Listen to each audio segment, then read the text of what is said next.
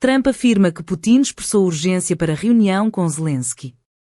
Learned that tells him that Vladimir Putin would be willing to make a deal for him, for President Trump. Well, the president has learned a lot, which is part of the reason he opened up this dialogue. The previous administration, who oversaw the beginning of this war, refused to talk. And President Trump has always said, in order to learn, in order to move the ball forward with diplomacy and towards peace, you have to have open dialogue. And so that's why the president has had several conversations by phone and, of course, an in-person meeting last Friday with President Putin. He also has talked to President Zelensky dozens of times, had him here at the White House yesterday, and he's understanding what both sides want, what both sides are going to have to give up. And he has always said, in order to get a good deal, both sides are going to have to walk away a little bit unhappy. So he continues to learn a lot throughout these conversations, which is why we've seen progress from both sides. And I would also just add, when it comes to learning and moving the ball forward, look at how both Russia and Ukraine have actually talked directly for the first time in many years, thanks to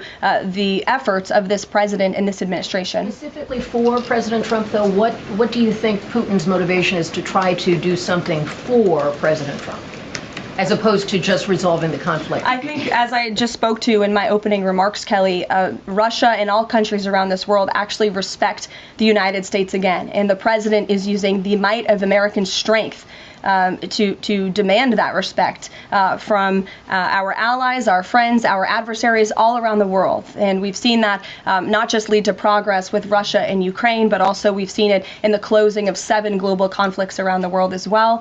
We've seen it with the release of hostages in Gaza. You've seen it with the end of the conflict between India and Pakistan, which could have resulted in a nuclear war if we had not had a president who believed in the strength and the leverage that comes with the job of being the President of the United States of America. Heading into Alaska, a lot of the focus in the talk was on this trilateral meeting between these 3 leaders.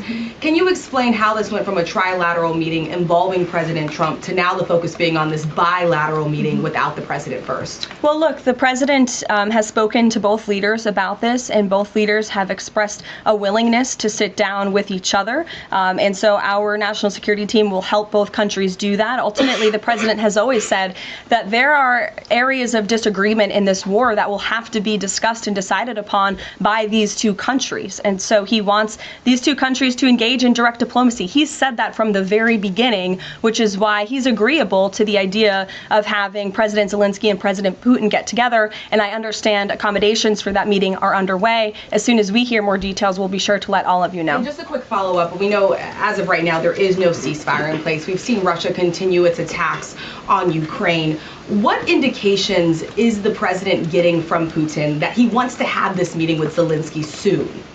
Because he spoke to him directly yesterday. And he expressed that sooner rather than later. He spoke to that directly yesterday, and the president put that in his statement that he gave to all of you, the news media, knowing you'd be asking following that conversation in the effort of transparency. There are no U.S. boots on the ground. Is the president considering U.S. boots in the air as a form of a security guarantee? Look, that was something the president mentioned on his interview this morning. It is an option and a possibility. I won't certainly rule out anything as far as military options that the president has at his disposal. I'll let him do that. I can tell you he's definitively ruled out boots on the ground.